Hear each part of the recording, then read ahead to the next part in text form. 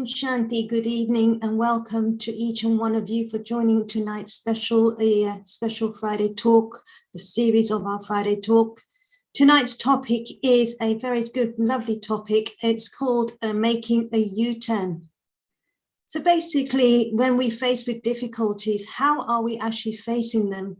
Are we facing them with love or bitterness?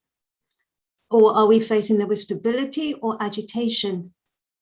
It all depends on us or how we control ourselves, or do we allow external to make our decisions for us?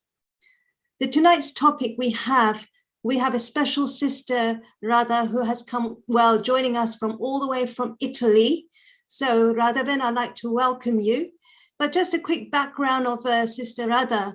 She was introduced to the Raj Yoga in her childhood, where she grew up. She deepened her practice in UK and then subsequently Italy, where she currently coordinates the activities of the Brahma Kumari Center out there.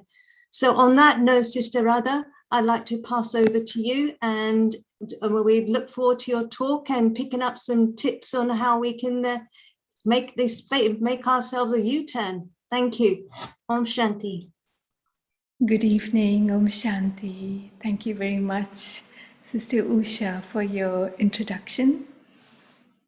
And I wanted to just share a few thoughts and insights and a few stories that that I've experienced in my life that have helped me to make what I call and what has been called a U-turn. You know?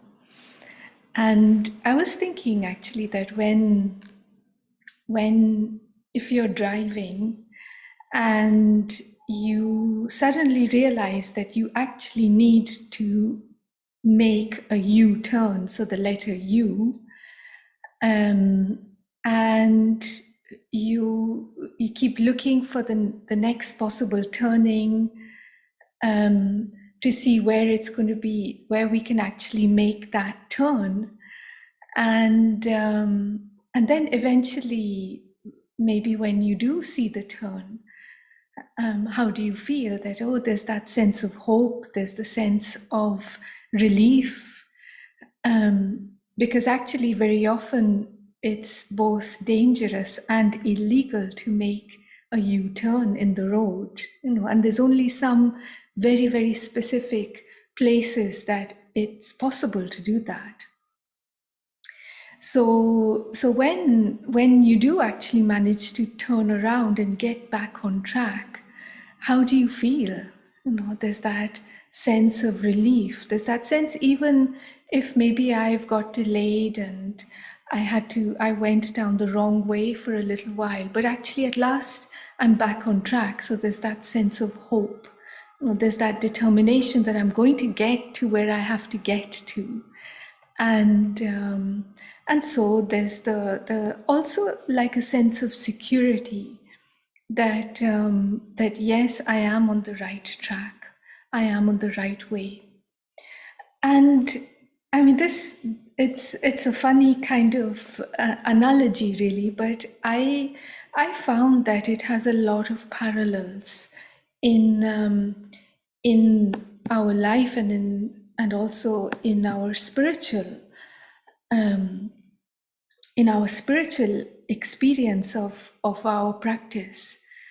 And today's situation can feel a lot like that there are many, many choices, and a little bit like has been shared already, that maybe there are choices between whether to be conscious or unconscious within our everyday life, within our routine, within our choices in what we do through the day.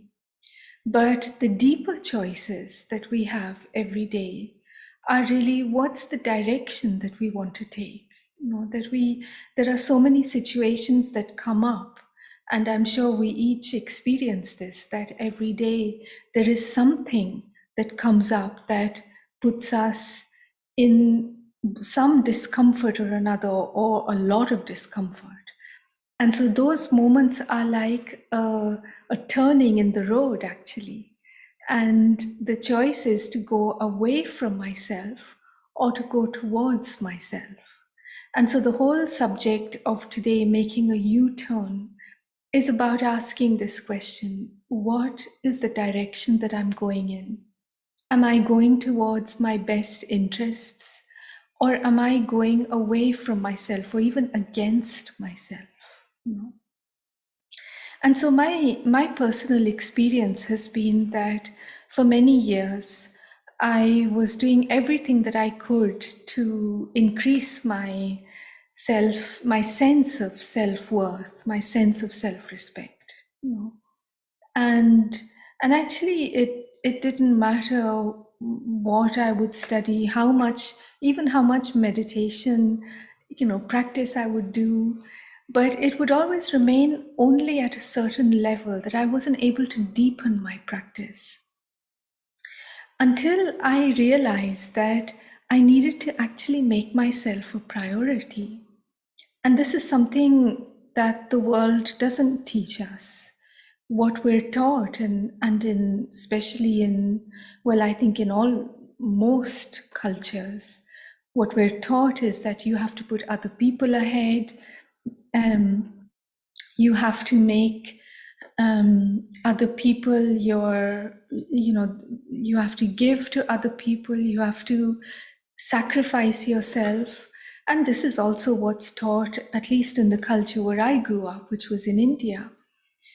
And so it was really a question for me, well, in what way can I make myself a priority without becoming arrogant, without becoming selfish, without losing myself again? Because the whole thing about making a U-turn is about coming back home, and coming back home, coming back inside, coming back into the connection with myself. And this is what I found was becoming more and more urgent for me, because it was more and more uncomfortable to live in a world where I was just I always felt that there was something wrong with me, that there's something that I should be doing, there's something missing. And so these might be familiar feelings for people, for those of you who might have also had similar experiences or might be currently going through that. And so when I realized that, well, hold on a second, I need to make myself the center of my life. I need to put myself in the very middle. And this is something that has continued to grow as a priority for me, to come back to that state of wholeness, to come back to being who I am. And as we know, especially these days, life is, in a sense, offering us many false directions. A little bit like if there's a sign on the road that's saying, "Oh, if you want to reach, I don't know, London, then you have to take this exit, or turn left here, or whatever it is." But if the sign says a completely wrong opposite direction, then you end up in the opposite direction if you follow that sign. And so I feel that there are a lot of signposts, a lot of false signposts within our lives that are indicating the wrong direction for us to be peaceful, to be content, to be in our self-respect. And some of these false directions can be false promises that if you buy this particular insurance, or if you buy this dress, then you will feel good about yourself, and you'll feel safe, and you'll feel peaceful, you'll be happy. But that direction is actually pointing out of myself, away from myself. And so I end up far away, I end up distant from actually being in a place where I can attain that peace and that happiness.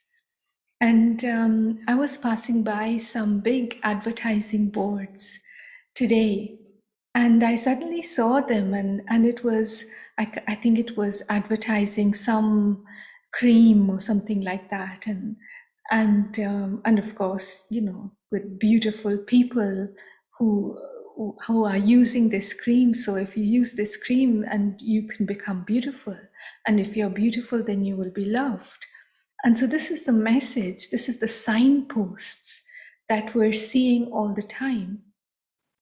And so it's very much about becoming conscious and becoming awake to the fact that these are signs pointing me away from true love or true inner beauty, true happiness. And so, especially, of course, for those who are on a spiritual path, or for those who are starting out with the practice of meditation, these things will come up to be questioned for the self. Is that, well, who actually am I? You know, am I what I see in the mirror, or am I something beyond that? Am I my age? Am I my nationality? For me, one of the issues, of course, as you can imagine, is that although I grew up in India, but I have a double nationality, or double. My parents are, one is from India and one is from UK. And so when I came to UK, I was about 18 years old, and I spent a few years, but in UK.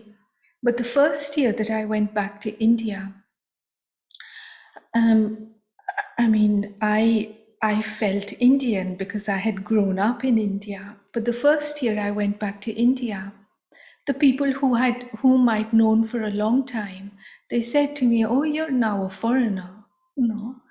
And I took that on board rather innocently, or rather naively, and because I didn't really know who I was, and so I just accepted that wrong direction from people who I loved and also trusted.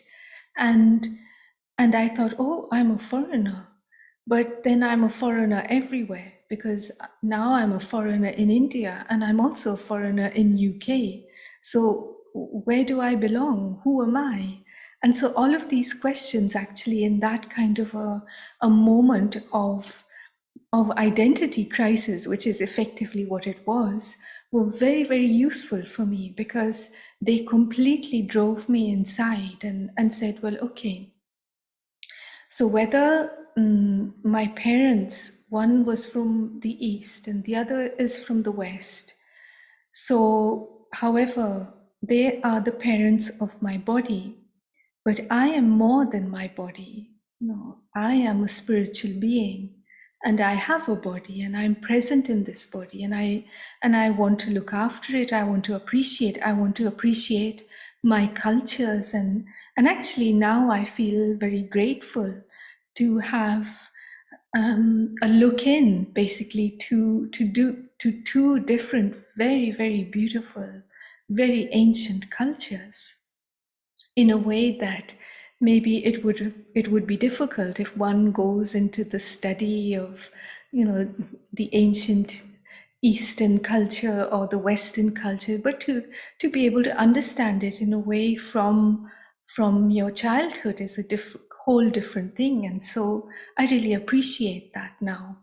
However, at that time, it was very much a question of identity. And so learning how to, in a sense, come out of that false identity. So moving, speeding along in the direction that was so far away from who I really am. And so it's not about rejecting my cultures, but it's actually about embracing them.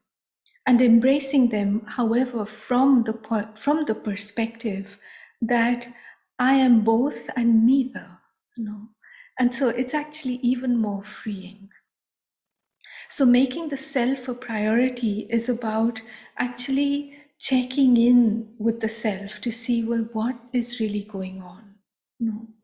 And so And so what I find is that it actually it helps to come away from holding on to the bitterness, because sometimes there are disappointments, sometimes there's the sense of having been betrayed, especially by people maybe who are close and who we may respect, and then they do something, or they do something that is not in your best interests.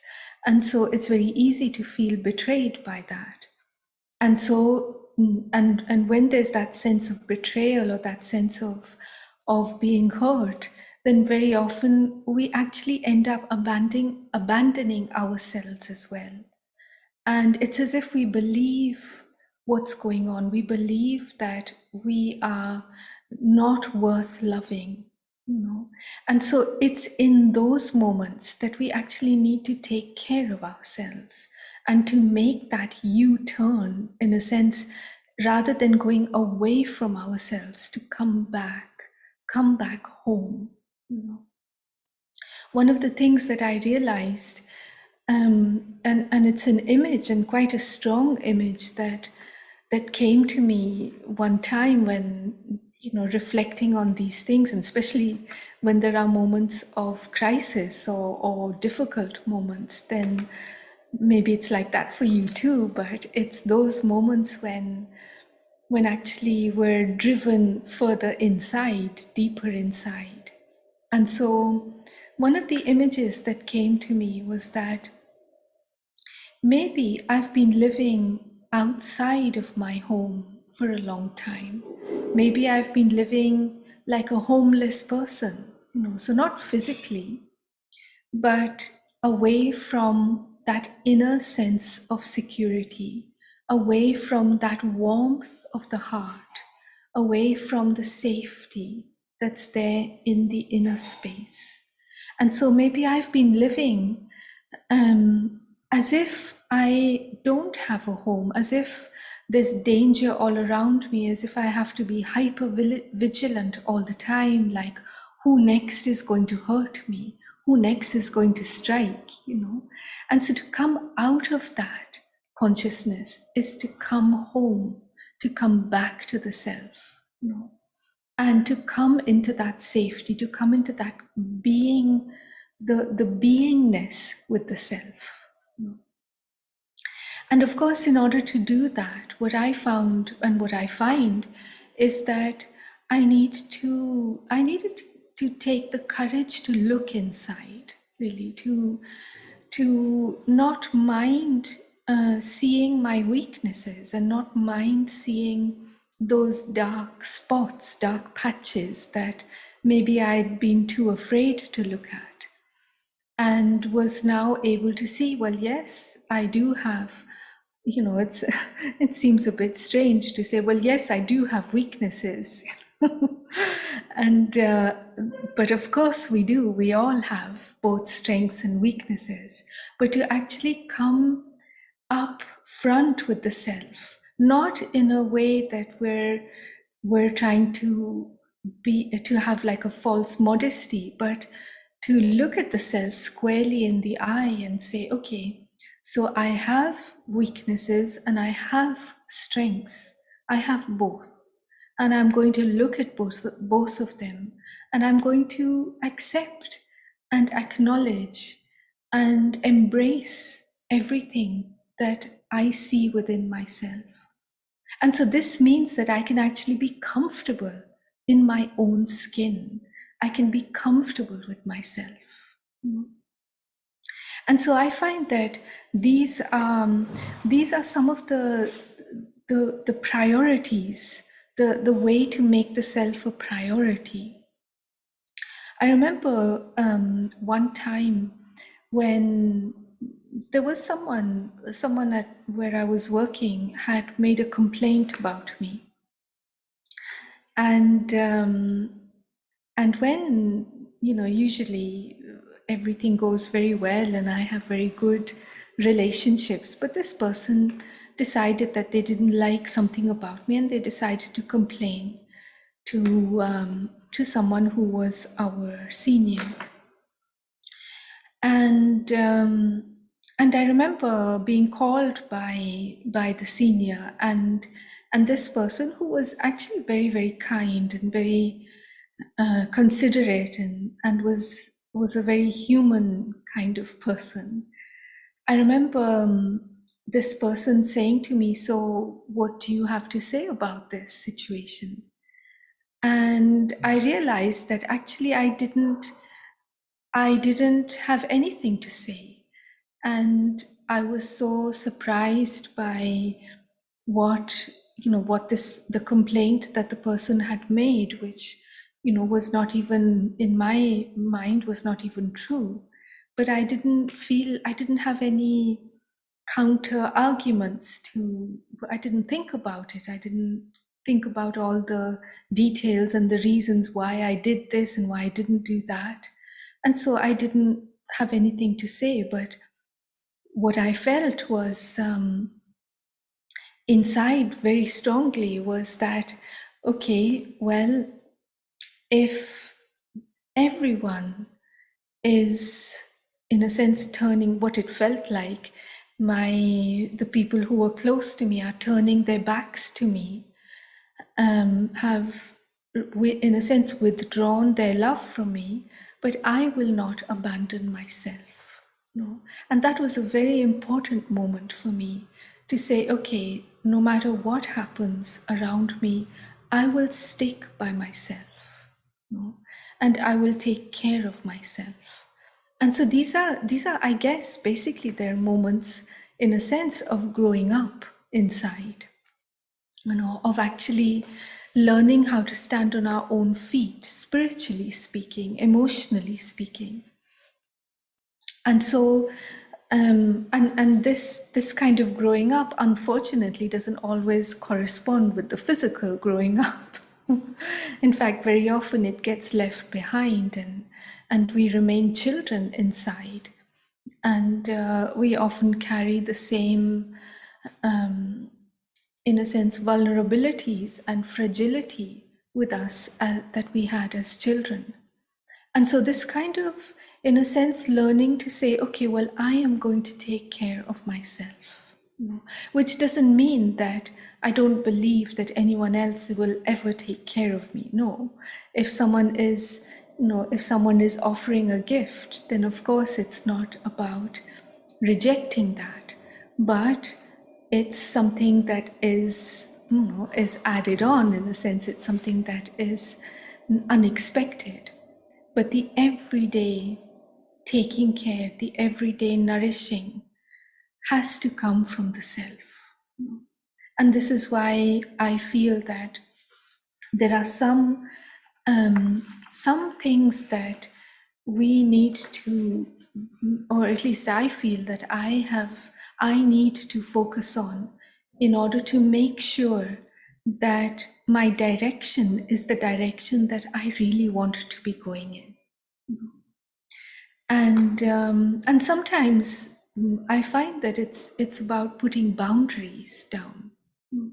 So if someone is behaving in a certain way that really upsets me, or I can't understand, or that is diagonally opposite, sometimes the best thing to do is to just completely accept them as they are, without trying to even understand, without forcing anything, just to accept the person as they are, and in a sense, just within oneself, to give them full permission to be exactly as they are.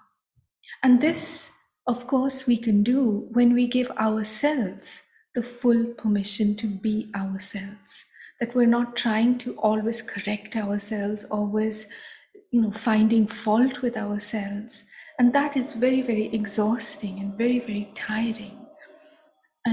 And so this is something that I found that I really have let go of, and don't want to sustain anymore, this kind of dialogue inside, where there's always something wrong, there's always something that needs to be fixed, needs to be improved. Yes, of course we do want to improve, but there's improving and improving. And And so I just wanted to share basically just a few more things about a few things that have helped me to make myself a priority, in a sense, without compromising the care and the, in the sense, the cooperation that I would like to offer to others. And of course, this can sometimes be a question if your best interests are sometimes in conflict with those of other people. And so then it's a question of weighing things up and of maybe having a conversation, having a dialogue, and of choosing, of finding ways so that it can really be a win-win situation, so that everyone's needs are fulfilled. And sometimes we can get into a competition of needs, but I think that we don't actually need to do that. And it's about making sure that, well, if truly I have my best interests in my heart, then it's very likely that within my heart will also be the best interests of other people, of those who are around me. And so, therefore, then naturally I will find a way in which I can help without again compromising and damaging the self. Because, of course, there's no point in doing that. Because eventually, if I damage the self, even in order to help others, then at some point I'm not going to be able to help anymore. And so one of the things that I found is very useful is to check in with the self before agreeing or before deciding, before rushing into something, before obeying or complying, is to just check in for a moment. Is this something that matches my principles? Is this something that is in alignment with the direction that I'm going in? You know?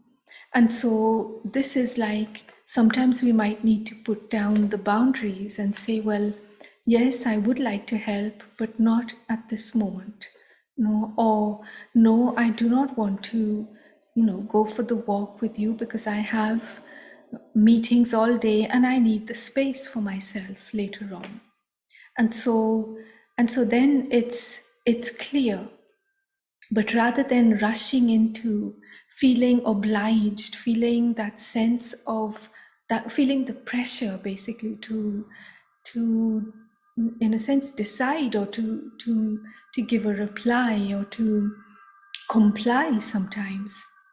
But before doing that, just to take a moment to check in with the self. And so that's like the U-turn basically.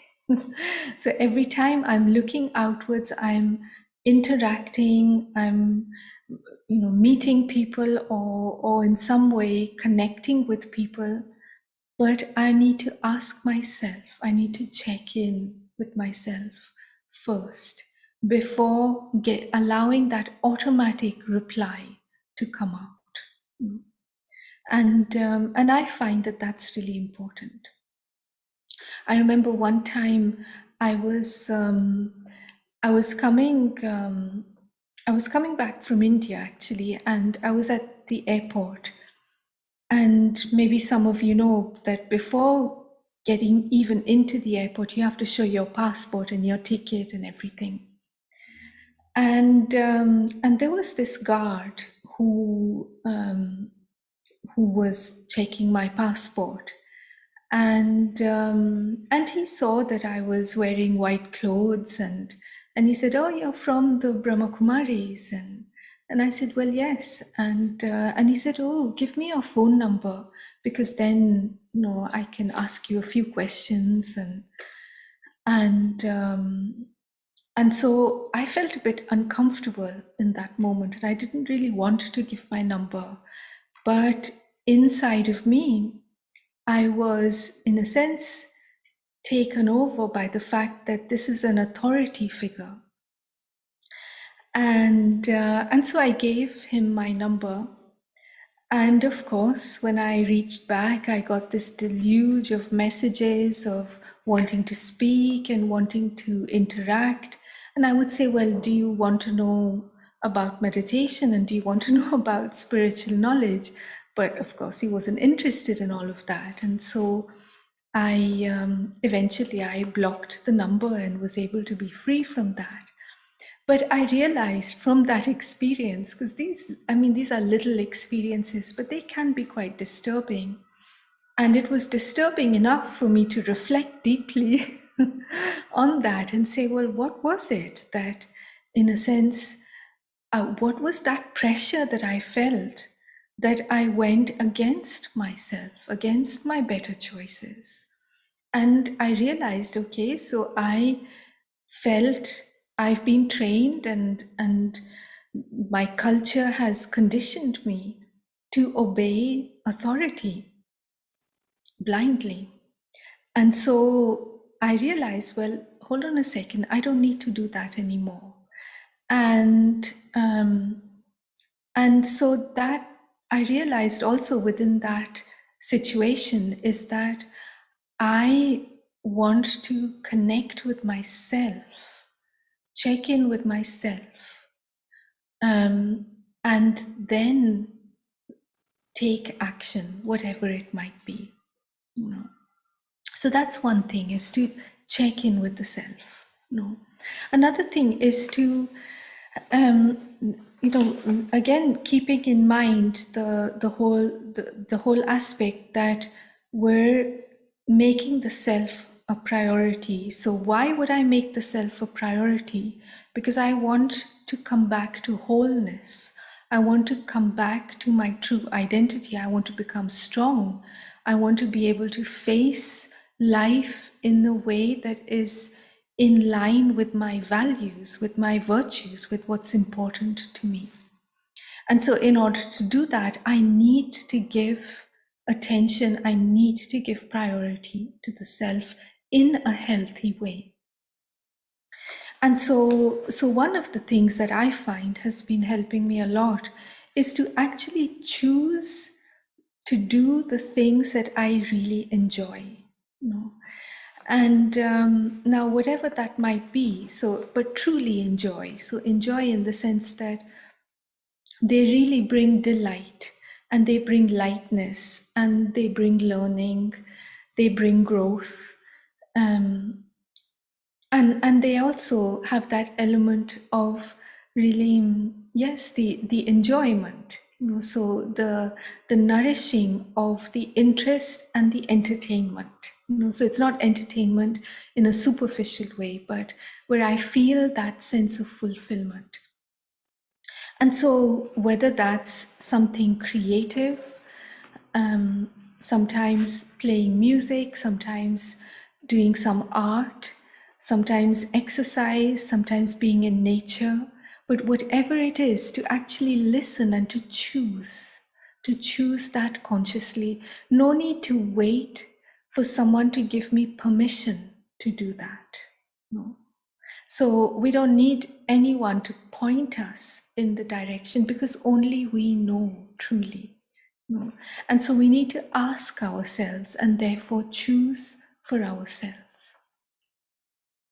And then the third thing that I find is very helpful in bringing me back to the self is to connect in awareness.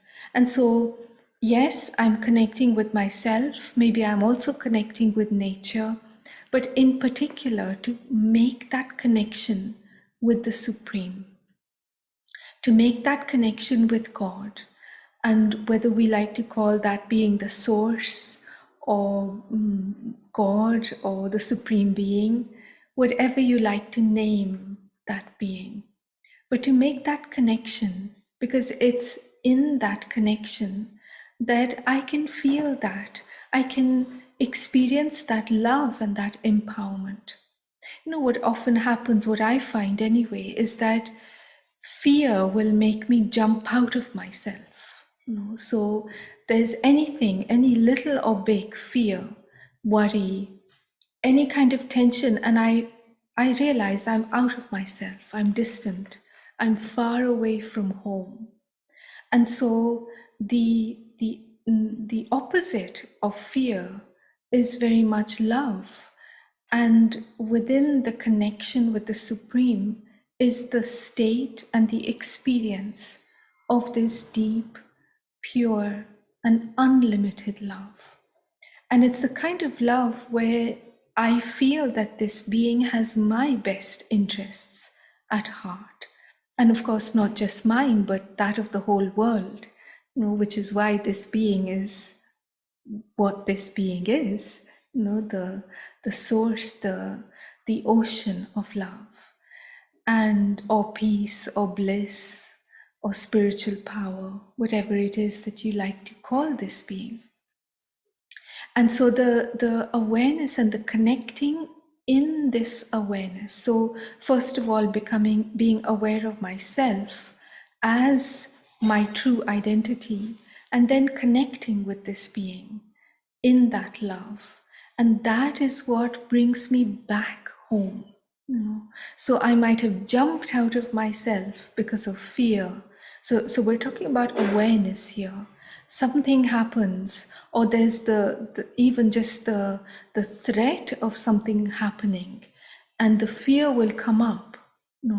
And so immediately you might find yourself far away from your peace, far away from your stability. And so what will bring you back to that? And I find that it's the connection, the one thought, the one feeling, the one sense of invoking the presence of the Supreme. And I come back home. And so it's basically these three things where I first of all check in with myself before making choices.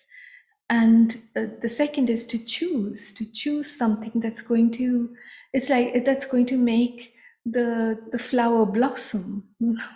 And so why keep the windows shut, and why keep the light out? Why not open up and really deeply not enjoy to waste time, but to nourish, to allow that, to give space to the self. And it's like an investment in the self. And then the third is to connect in the awareness. And so these were just a few thoughts that I wanted to share. And I don't know if at this point there are any questions or anything that anyone would like to say or ask. Absolutely. Thank you very much, Radha. Thank you for that explanation and your deep insight on the topic. We do have a couple of questions here for you that I just want to run by with you. One of the questions that come up is, going deeper, how do I address self-sabotage in situations? I get drowned and I let it. It's cyclic. How do I accept myself, get out of the cycle and improve myself? Thank you. Yes, that's a very big question, actually, and I think I think that sometimes it's quite useful to combine the practice of spirituality and some ideas on psychology. I find that it's quite useful. The combination can be very, very helpful, because psychology alone can take us so far, and then maybe we come to a dead end. And spirituality, if we stay at a superficial level, then really that's where we stay. And I've certainly found that understanding certain things at a psychological level has certainly helped me to deepen my meditation practice. And so it might be that, depending on the intensity of self-sabotage, it might be worthwhile exploring both of these big subjects of meditation, spirituality, and psychology, and if that works for you. But certainly I feel that one of the things that has helped me is to begin to trust myself, to do things that mean that my trust in the self grows. And what that's done for me is that it's helped me to also look at the worst, in a sense. Well, I don't know if I've seen the worst, but but to look in those, what I feel have been deep and dark parts of the self, which maybe I never wanted to look at, because I couldn't bear the thought that, that it might be like that, for example, or I don't know, that I might be, that I might really be no good, that maybe I really am no good. And so it might be that inside I believe that. And so therefore, on an external level, I'm always looking for approval or appreciation. And so I'm doing things that will actually be more damaging for the self. And so we need to notice, what is it that we're doing that is damaging to the self, and in what way can we build the trust so that we can start to heal and grow again. It's basically like you were saying, it's accepting and understanding what's going on inside you. You mentioned this word dark side, that we actually, a lot of people may have gone through and at their darkest point. You mentioned the higher source. How would you introduce the higher source to someone who has no faith in God? Well, I mean, I think that it depends very much on how open the person is, and maybe sometimes how desperate they are as well. But but yes, I mean, I think it's just about being open to experiment. If the person is asking, then I would say. If they're not asking, then I wouldn't, try to force it down their throat. That's for sure. But if someone's asking, then I would suggest to them to maybe just experiment with it, with the purpose of seeing what happens, and of, it's something to try out, something to see, well, maybe I can receive what I'm truly looking for through this connection. That maybe the person has looked everywhere and not found that ability to be strong and to be peaceful and to really overcome some habits or some difficulties that they feel inside. And it might just be that through the connection, not just through the connection, but as one element of spiritual practice. So it's about experimenting. Yes. Okay, we do have another question here for you. What if I struggle to convince others with my decision and end up being pressurized with other people's decision? How can I help myself in such situation? How do we keep us in balance in making decision while living in family? Yes. It's a big one. It's a very big one. And in fact, that was the thing, is that sometimes our best interests come into conflict with what seem to be the best interests of others, and in this case, often the family. I think one thing that's really important to remember is that our choice about ourselves, if we're an adult, so if someone is a child, under 18, then it's another question, another story. But if you're an adult, then the choice about your life is always, always in your hands. And I think this is something really, really important to remember. Now, how that actually happens, the details of that I think will become clear as you go along. because just to worry about, well, how will that happen? How will things work out? I remember once going to one of our senior teachers, some of you might know her, called Dadi Janki. And I was having a big change in my life. I can't remember, maybe I was moving from one place to another. And I said to her, but Dadi, this has to be worked out and that has to be worked out. And how's it going to happen? And I remember her just looking at me and saying, it will happen. It will happen. And in a sense, she didn't know the details either. She didn't know very much about what it was, but what she was helping me with was to calm down, to become stable, to trust in my intention, to trust that maybe there can be God's hand in there as a support, as a help. And so the first thing is to say, well, what is my intention? What is my wish for myself and for the family beyond what I see as possible and what I think is possible? So without getting stuck in the details, to start off with that and in a sense to keep that as the anchor and to watch how the details unfold.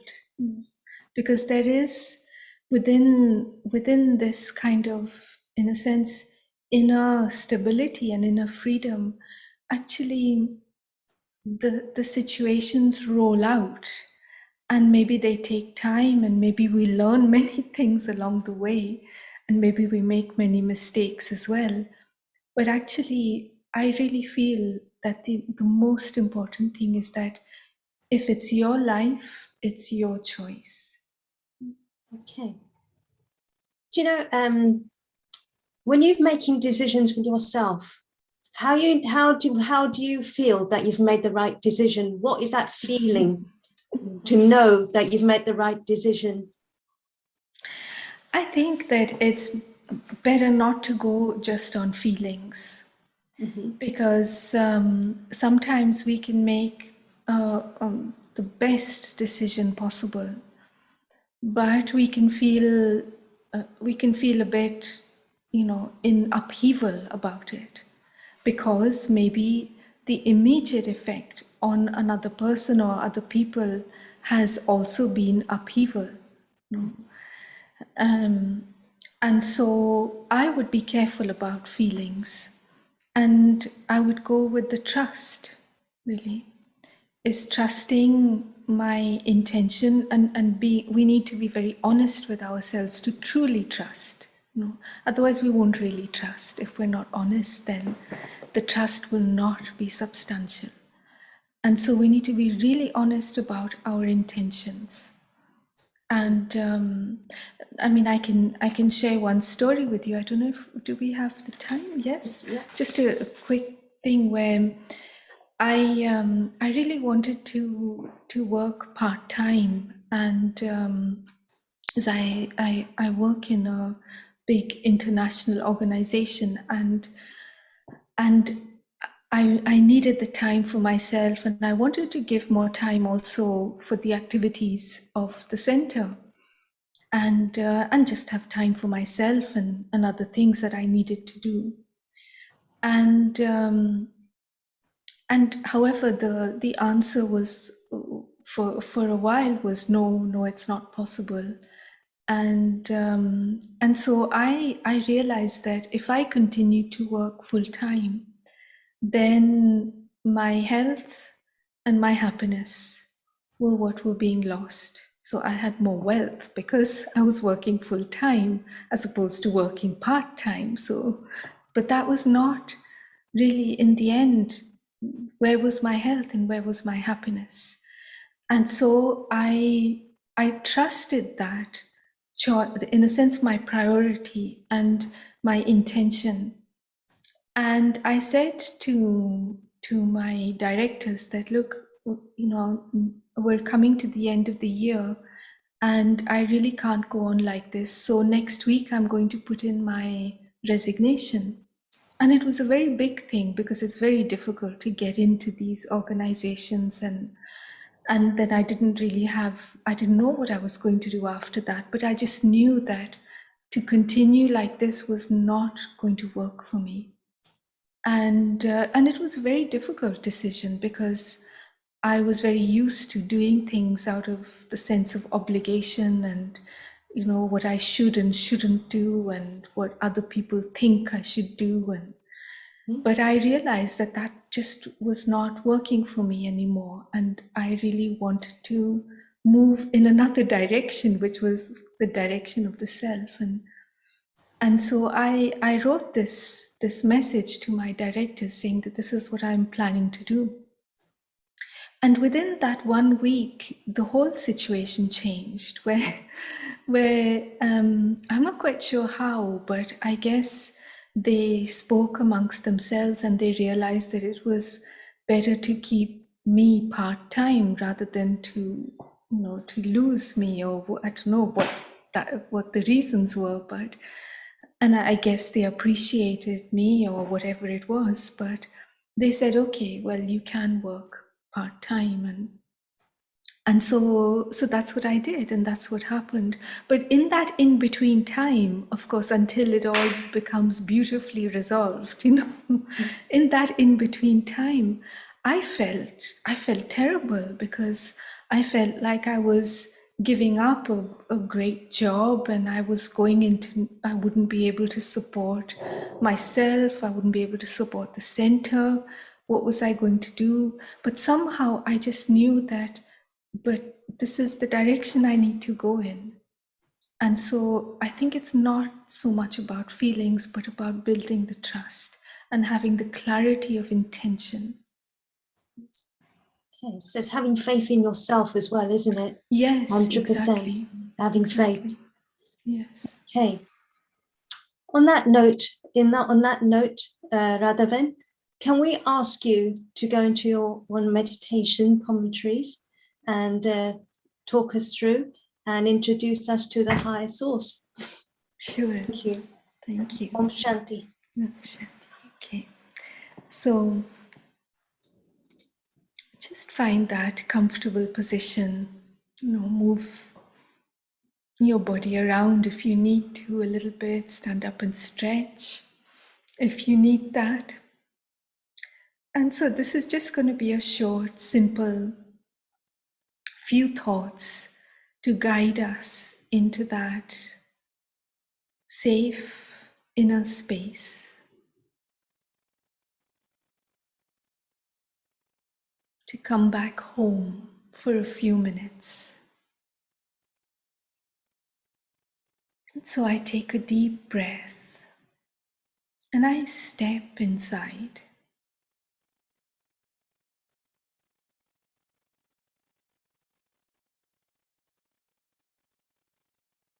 All thoughts of the world out there just fade away into the distance. And the focus of my attention is inside. It's like being inside my heart, in that warm, comfortable, beautiful space where I am completely safe, where I am being nourished and refreshed.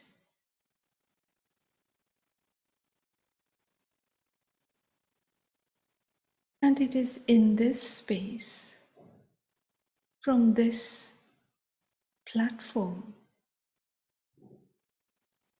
that I can make the connection just with my thoughts. I begin to feel the presence of the Supreme Being.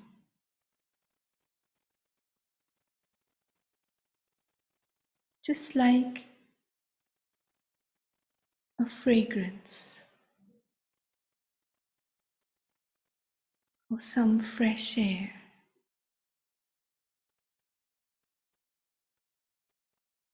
The presence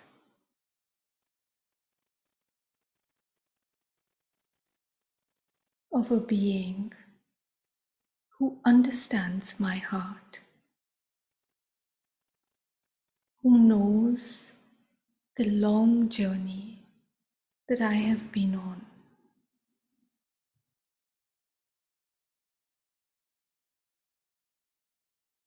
This being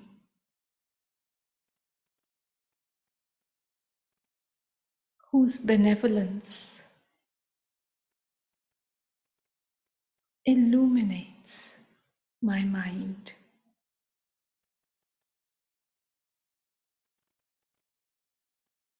Is it possible to be so loving to every single living being?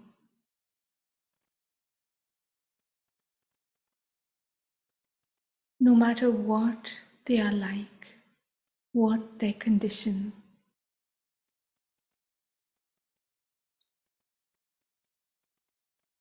It is this overflowing love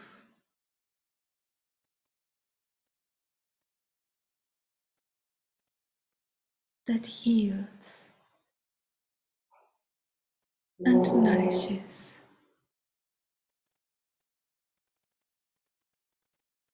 It is this that gives me the power to overcome all obstacles,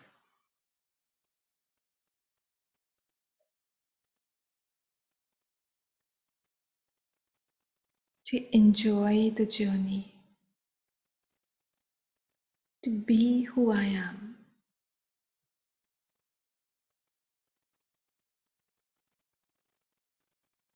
to interact with others with honesty and with love.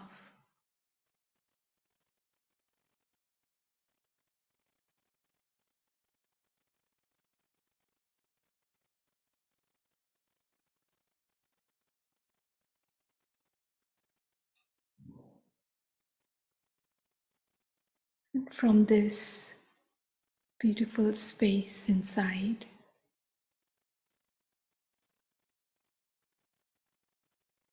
feeling full and nourished, I gently bring my awareness, my attention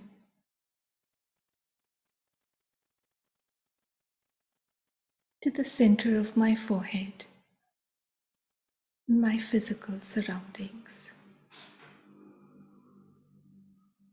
Om Shanti. Thank you.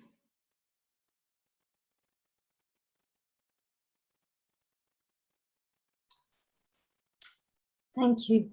Thank you, Radha Ben, for a very inspirational sharing on the topic of making a U-turn. To those out there, Mike, we've just got a quick announcement to make. You probably have remembered Mike George had a series of talks recently, going back to a few months ago. He's actually got a new series coming out soon, starting from next week. The topic is going to be being emotional. As you can see, it's about living with emotional intelligence, with the first topic happening next Friday, same time, same place. 7 till 8 next Friday. So I hope you can all join us then. Those are the 3 dates, the 29th, October, 12th of November, and the 26th of November. The details have been put on chat as well. So if you want to quickly make a note of that, but all the links and everything will be sent out to you as well. So in that case, I want to say thank you very much to everybody who's been on Zoom, on YouTube, and webcast. Thank you very much for joining us tonight. And Radha Ben, thank you so much for being with us, and it's been lovely having you with us as well. Thank you. Om Shanti, everybody. Om Thank you. Shanti. Thank you. Thank you.